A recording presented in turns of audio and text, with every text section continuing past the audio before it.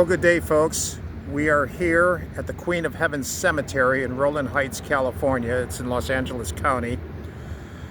We are going to discuss, again, the Tate LaBianca murders that were committed in August of 1969.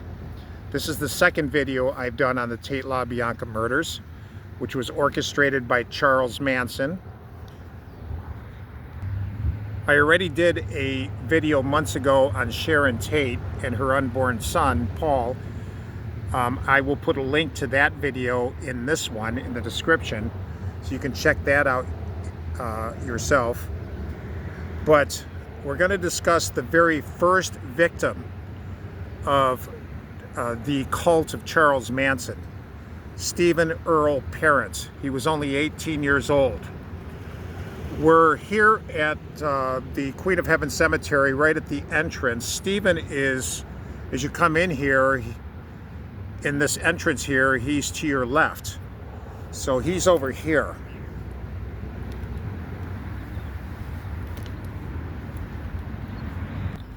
Over the course of 2 days, there were several victims that Charles Manson ordered his group to go after, and they killed. And Stephen was one of them. Stephen, however, was a victim of circumstances. He was in the wrong place at the wrong time, as they say.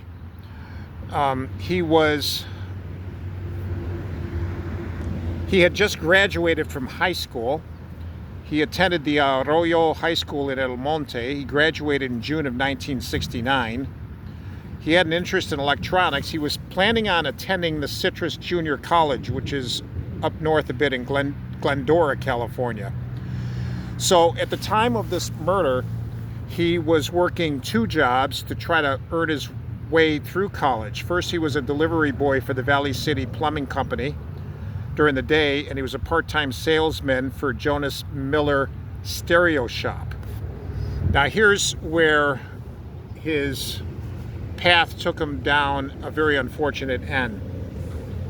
A month before the murders in July of 1969, he gave a ride to a young man named Bill Garretson, 19 years old. He was hitchhiking in Beverly Hills, and Stephen, out of the goodness of his heart, picked this guy up, and they became friends.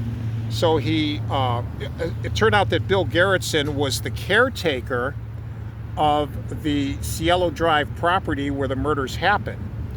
Bill Garretson survived the murders because they just never killed him. He was locked away in his little trailer on the property, and he was unaware of what was going on. So anyway, on the night of August 9th, 1969, Stephen drove his father's 1965 Ambassador out to this estate. It was owned by the Polanskis, Roman Polanski, Sharon Tate's husband, with the hopes of selling Bill Garretson a radio. So he just went out there to say, hey, friend, you want to buy a radio? But as he was leaving, the Manson cult members, headed by Charlie Watson, were entering. So they met at the gate, and that's where he met his death. Charles Tex Watson killed him with a gun and also knifed him, and they left him in the car. So, and then they went inside the house and they did their dirty work with Sharon and the others. They were all caught. Charles Manson and Tex Watson and their crew, they were all caught. They were all pretty much sentenced to death, which of course none of them died by the death penalty.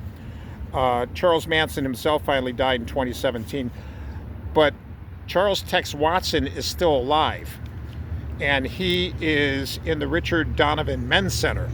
So, and he's he's one of those ones that had a genuine conversion to Christianity and to Jesus, and he's running a website right now, aboundinglove.org.